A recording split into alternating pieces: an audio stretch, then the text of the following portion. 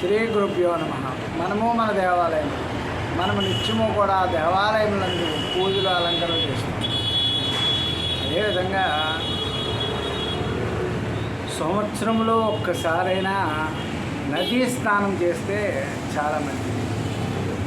ఎందుకంటే నదీ స్నానం వలన మన యొక్క దోషాలు పోతాయి.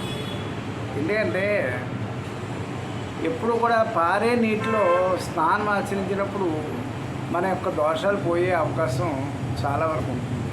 అందుకే పుణ్యనదులు కాశీ, రామేశ్వరం ఇలాగా చాలా నదులందు స్నానం ఆచరిస్తారు.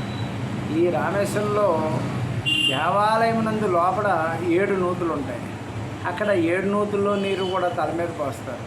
అంటే అది పవిత్ర గంగ కనుక ఏ దోషాలు ఉన్నా పోవాలంటే సంవత్సరానికి ఒక్కసారైనా నదీ స్నానం ఆచరించాలి. అక్కడ దాన ధర్మాలు చేయాలి.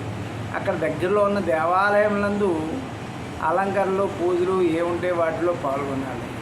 అలా చేసిన ఎడల మన యొక్క దోషాలు పోయి సుఖశాంతులు అనిపిస్తాం.